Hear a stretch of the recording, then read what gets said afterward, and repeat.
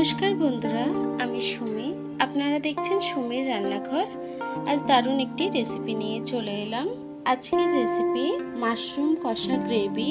এই রান্নাটি আপনারা ভাত, রুটি সব কিছুর সাথেই পরিবেশন করতে পারেন। আমার এই রেসিপিটি ফুল দেখার অনুরোধ রইল।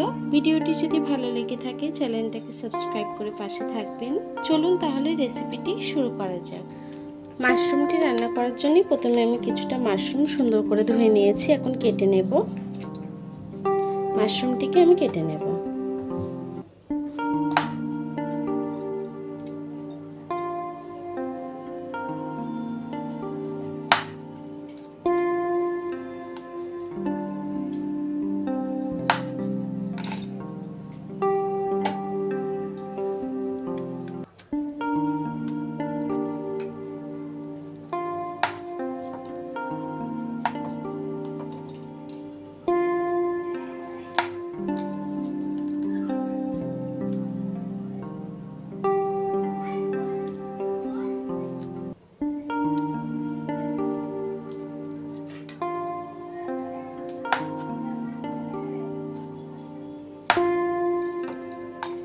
এভাবেই মাশরুমগুলোকে আমি কেটে নেব।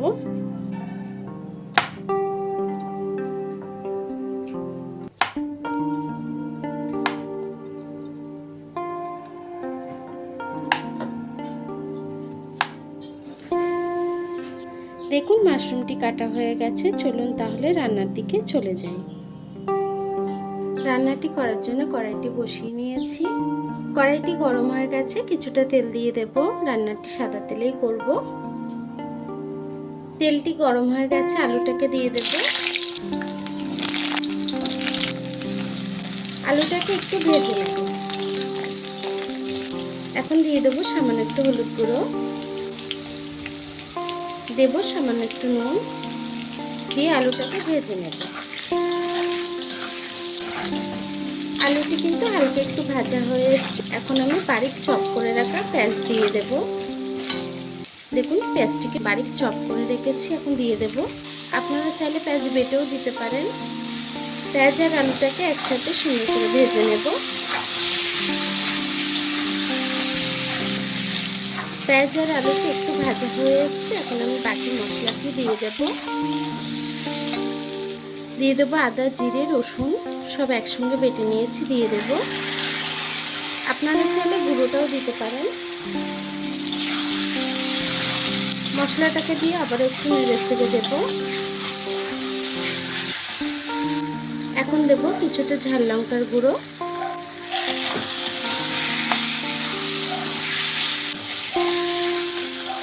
দেব স্বাদ মতো নুন, দেব একটু হলুদ গুঁড়ো। সবকিছুকে কষিয়ে একটু রান্না করে নেব। এখন দিয়ে দেব দুটো মিডিয়াম সাইজের টমেটো আর কয়েকটা কাঁচা লঙ্কা বারিক চপ করে রাখা দিয়ে দিলাম। এখন সবকিছু দিয়ে আরো কিছুক্ষণ একটু রান্না করে নেব। ঝালটা আপনারা আপনাদের টেস্ট মতন দেবেন। আমি আলুটাকে মশলার সাথে খুব ভালোভাবে একটু রান্না করে নিয়েছি। এখন আমি মাশরুমটাকে দিয়ে দেব।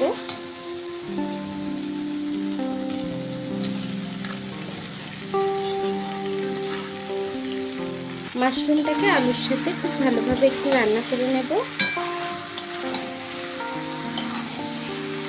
মাশরুম আলু খুব ভালোভাবে কষিয়ে একটু রান্না করে নেব।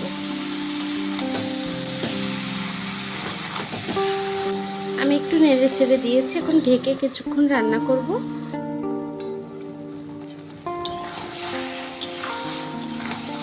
আমি একটু নেড়ে চেড়ে আবার একটু ঢেকে দেব।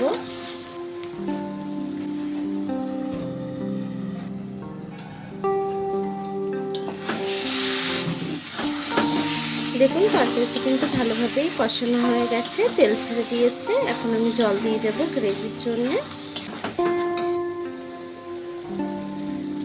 একটু ঝোল ঝোল নামাতে হবে, যেহেতু এটি ভাত দিয়ে খাবে তার জন্য একটু জলটা সামান্য একটু বেশি দিলাম। একটু গ্রেভি না থাকলে কিন্তু খেতে ভালো লাগবে না। জলটাকে দিয়ে আমি আবার একটু নেড়ে ছেড়ে দিলাম। এখন তরকারিটিকে রান্না করে নেব। তরকারির ঝোলটি কিন্তু ফুটে গেছে। আমি একটু নেড়ে চেড়ে আরও কিছুক্ষণ রান্না করে নেব। একটু নেড়ে ছেড়ে দিয়েছি, আমি আরও কিছুক্ষণ রান্না করে নেব। দেখুন আমার তরকারিটি রান্না হয়ে গেছে। এখন আমি গ্যাসটিকে বন্ধ করে দেব। একটু ঝোল ঝোল গ্রেভি আমি নামাবো। যেহেতু এটা ভাত দিয়ে খাওয়া হবে, একটু গ্রেভি না থাকলে কিন্তু ভালো লাগবে না। এখন আমি গ্যাসটিকে বন্ধ করে দেব। এখন তরকারিটিকে নামিয়ে নেব।